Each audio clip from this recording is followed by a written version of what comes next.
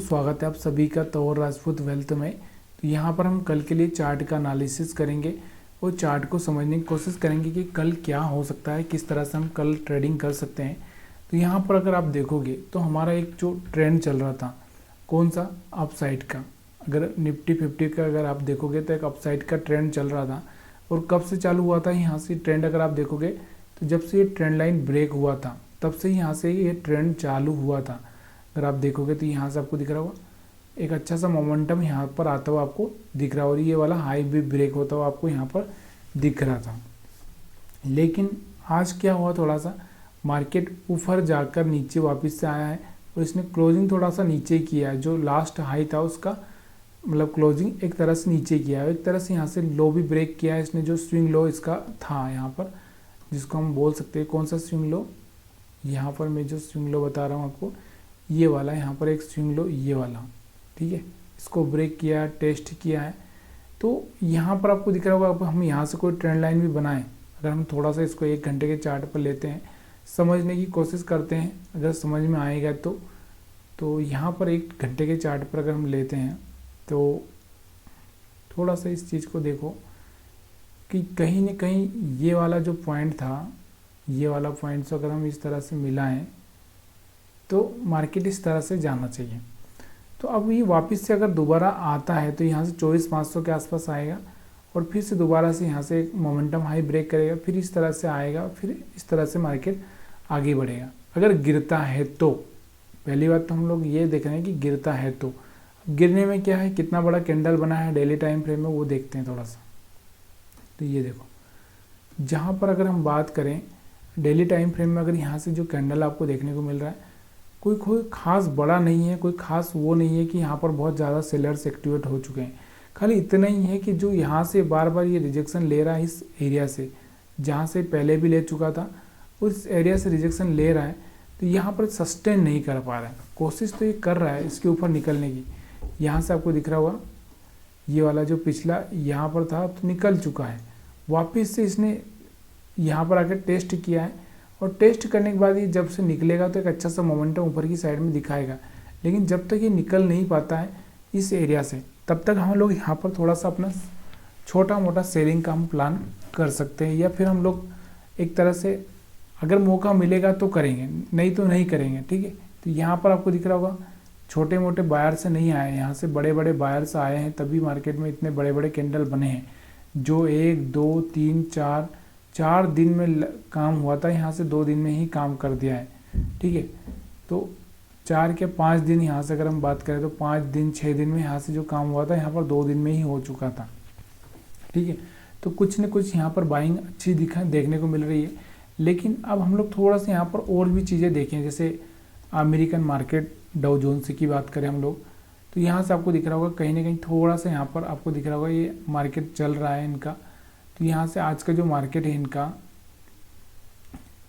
यहाँ से अगर 29 जुलाई का अगर हम मार्केट देखें तो यहाँ से आपको दिख रहा होगा कि कहीं ना कहीं थोड़ा सा गिरावट देखने को मिल रही है। अब ये तो मार्केट चलेगा, आपको भी पता है कि शाम को 7 साढ़े 7 बजे ओपन होता है, फिर चलता रहता है यहाँ से आपको 11 12 1 बजे तक, 2 बजे तक।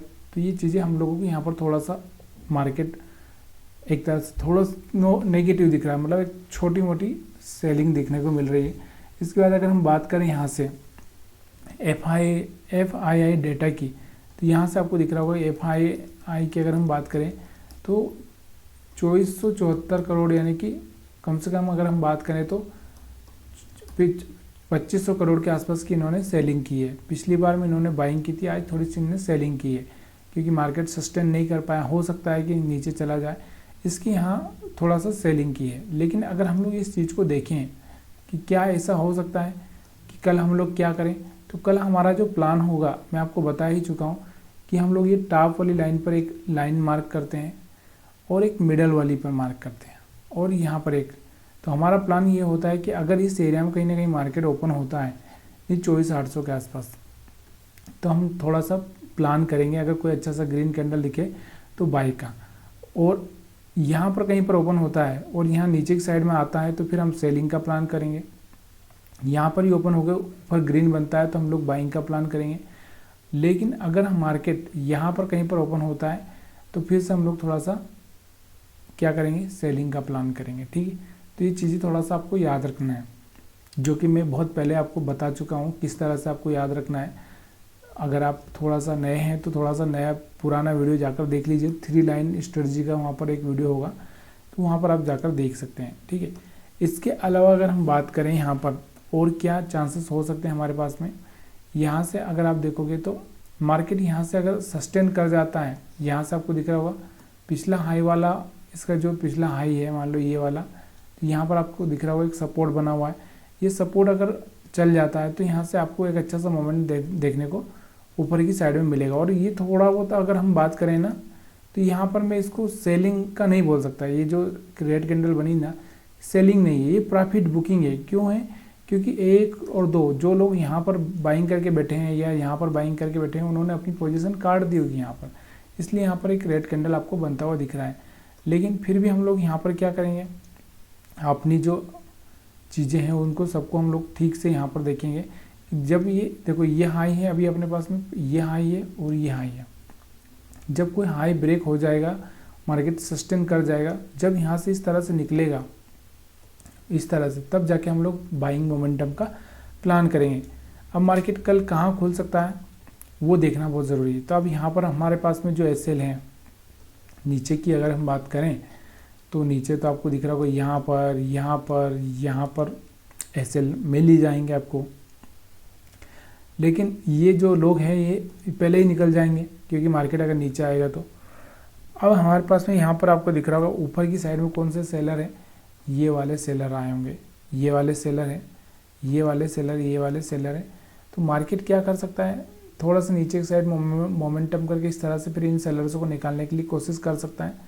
तो हमारे लिए जो इम्पोर्टेंट जगह है कौन सी, यहाँ कहीं छोटा मोटा बायर बैठा हुआ, यहाँ कहीं छोटा मोटा बायर बैठा हुआ, लेकिन ऊपर की साइड में सेलर यहाँ पर आपको देखने को मिले। तो ये वाला, यही 25,000 वाला एरिया ही हमारे लिए इम्पोर्टेंट है। तो यहाँ से 24,800 से 25,000 के आसपास का यहाँ पर हमारे बीच में एक रेंज बन रहा है। तो इस रेंज में आपको देखना है कि मार्केट कहीं इस रेंज से नीचे तो नहीं जा रहा है। अगर नीचे नहीं जा रहा है तो आप थोड़ा सा बाइंग का प्लान कर सकते हैं, और ऊपर निकल चुका है तो आप थोड़ा सा सेलिंग का प्लान कर सकते हैं। यहाँ पर इस तरह से ये प्लान किया जा सकता है। बाकी हमारा 20 मूविंग एवरेज के हिसाब से भी आप देख सकते हैं कि अगर 20 मूविंग एवरेज के नीचे चल रहा है तो यहाँ पर आप क्या करेंगे, सेलिंग का ही प्लान करेंगे, बाकी कुछ नहीं करेंगे। ठीक है, इसके अलावा अगर हम और भी देखें बैंक निफ्टी को, तो बैंक निफ्टी अगर आप देखोगे तो सेम बैंक निफ्टी में भी सेम चीज़ें यहाँ पर आपको देखने को मिल रही है, सेम वही है, कोई चार्ट अलग नहीं है।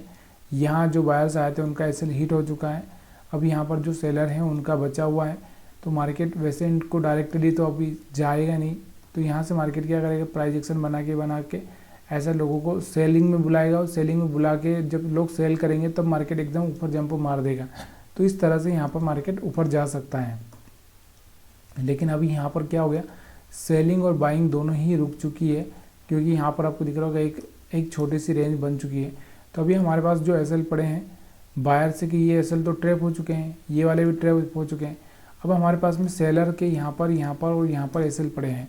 मतलब बैंक निफ्टी में हम बात करें तो ऊपर की साइड में सेलर के एसएल पड़े हैं, नीचे की साइड में अगर हम देखें तो यहाँ पर कुछ बायर्स के 51,000 के आसपास पड़े हैं। तो ये 51,000 के आसपास निकाल देता है, तो उसके बाद फिर यहाँ से एक अच्छा सा मोमेंटम आ सकता है। और ये हमारे पास में क्या बन जाएगा, एक एफवीजी, जो मैं आपको हमेशा बताता भी हूँ, क्योंकि मार्केट यहाँ पर टच करता है और फिर जाता है तो यहाँ से एक एफवीजी बन जाएगा। ठीक है, तो इसका आपको ध्यान रखना है। ठीक है, तो यहाँ से आपको पूरा चार्ट समझ में आ चुका होगा। अगर फिर भी आपको लग रहा है कि नहीं, तो फिर आप एक बार कमेंट करके मेरे को बता सकते हैं को किस तरह से चार्ट एनालिसिस करने से आपको अच्छा लगता है। वीडियो देखने के लिए आप सभी का बहुत बहुत धन्यवाद।